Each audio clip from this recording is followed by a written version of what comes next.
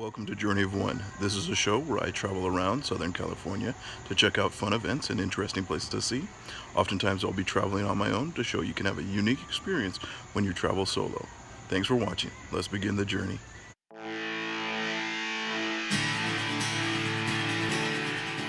This week on Journey of One, I head south down the coast for the San Diego Comic-Con.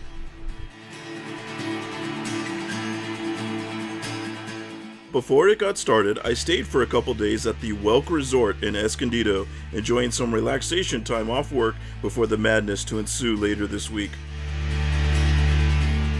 The Welk Resort is a beautiful place to stay, with plenty of pools, recreational activities, a golf course, a stage theater, shopping, a dining village, and much more.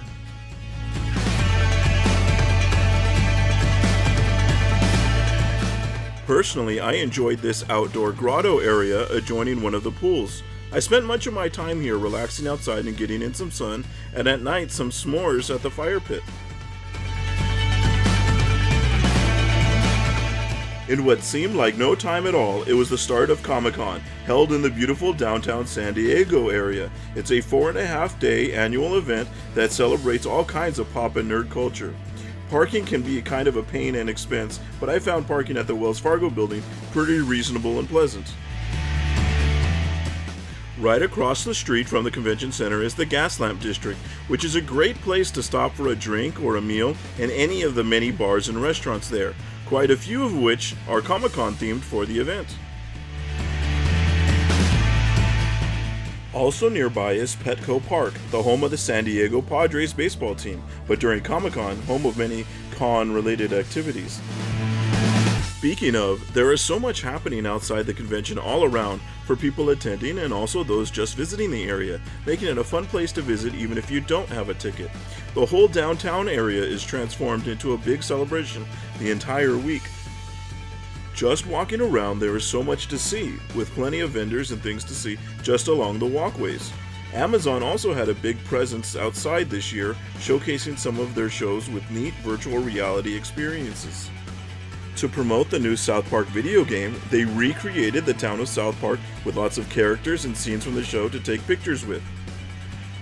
If you park or stay a little further away, the rail metro line is a great and cheap way to get to and from the convention center.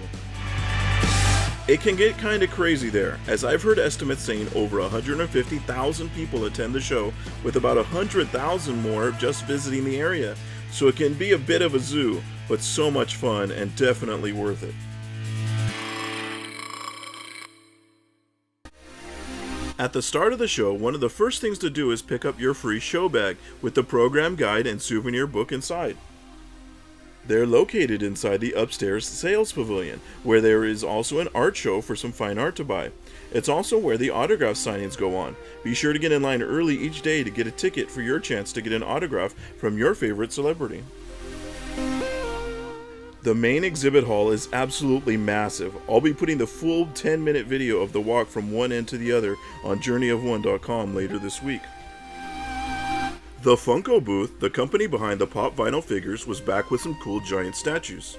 Pokemon also had a popular booth this year due to the craze over Pokemon Go, as shown by the dozens of Pokestops all over downtown San Diego, running lures 24/7. One of my annual favorite booths was the Lego area, which always has some cool builds and play areas to come up with something of your own to display. Of course, Star Wars always has a huge area, this year showing off costumes and props from The Force Awakens Episode 7 movie.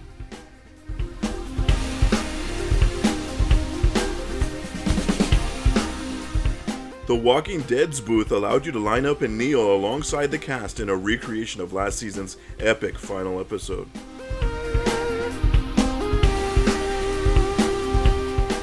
All the way on the right side of the exhibit hall was the video game area, with big booths from Blizzard, Xbox, Capcom's new Resident Evil 7 game, returning favorite Behemoth, Nintendo's Splatoon, and also some PC gaming titles.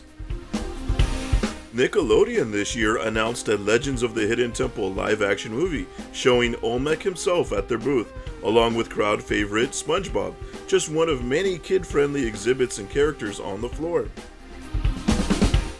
Sideshow Collectibles always has an amazing booth showing off their incredible figures they make for collectors to purchase.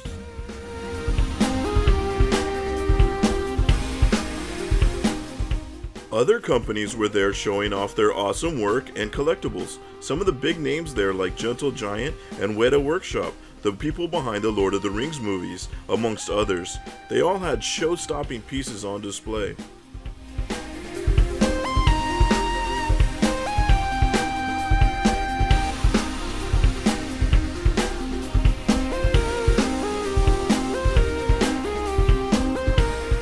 I thought this alien statue was super cool, as was the DC Comics booth's costumes from the upcoming Suicide Squad movie.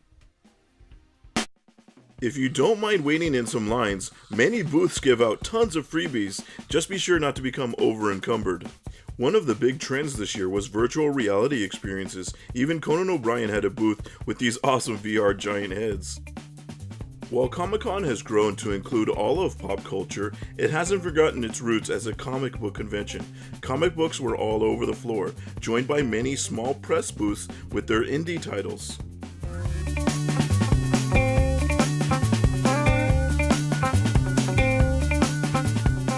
There was also plenty of Japanese manga, and even webcomics were well represented, including some popular online comics.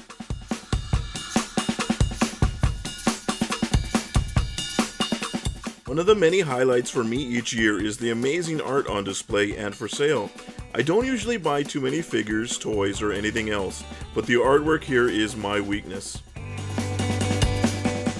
Especially in Artist's Alley, located on the far left side of the exhibit hall. There are too many extremely talented artists here with the coolest, breathtaking, and cutest artwork being shown. I always end up walking away with a ton of pieces, so much so I've run out of wall space to hang them. I need to move to a bigger place just to show them all off.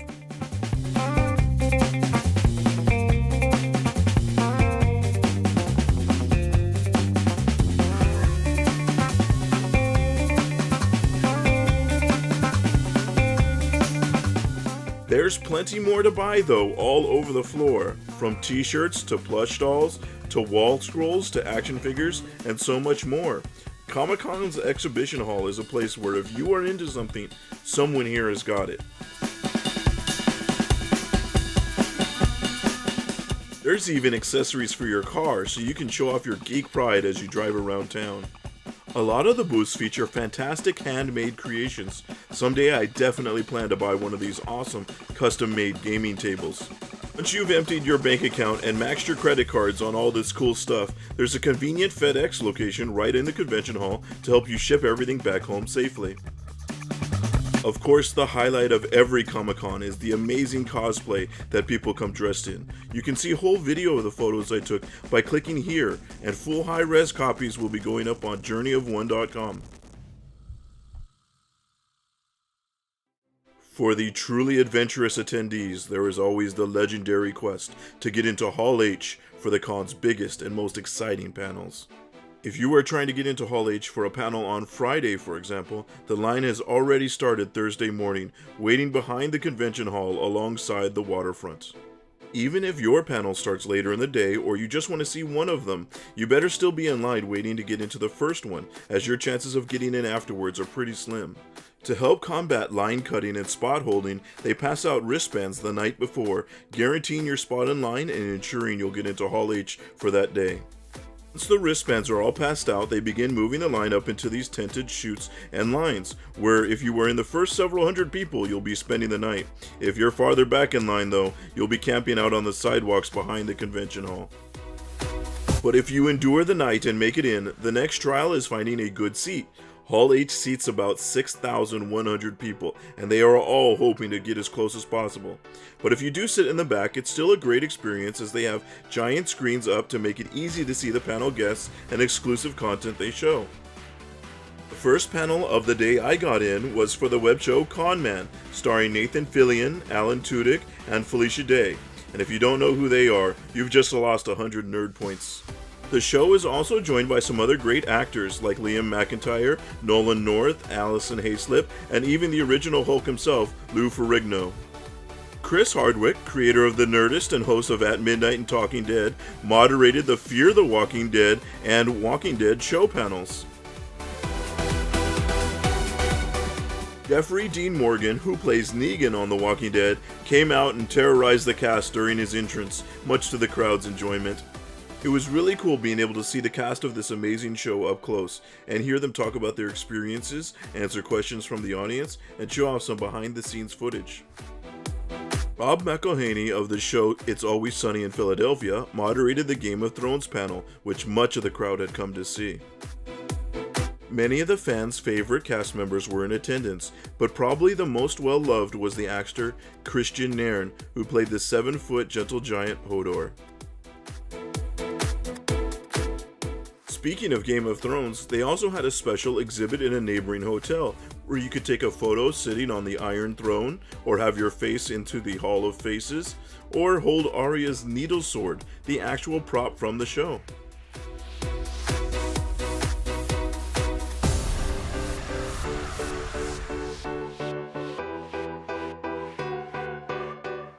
Around the convention outside were lots of other big areas set up, like the FX network, which was promoting its shows like The Strain, with some crazy pieces all over the place.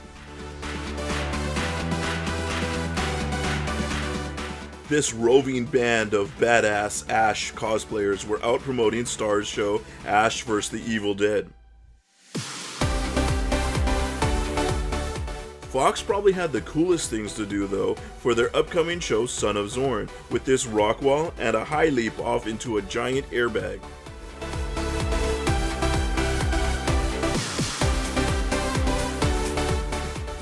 Adult Swim returned again for their third straight year with their Adult Swim on the Green, featuring lots of carnival-style games to play, each having their own Adult Swim-esque twists and flavor. If you played, you earned tickets which could be redeemed for prizes later on.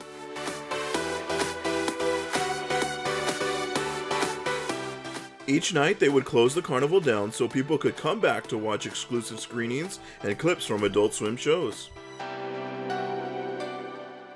There was so much more going on, I barely scratched the surface. I'll be putting up a lot more content on journeyofone.com showing even more Comic-Con craziness there, as well as some tips and travel advice. Thanks for watching. Please like and subscribe and leave a comment letting me know what you think or any questions. See you next time on another Journey of One.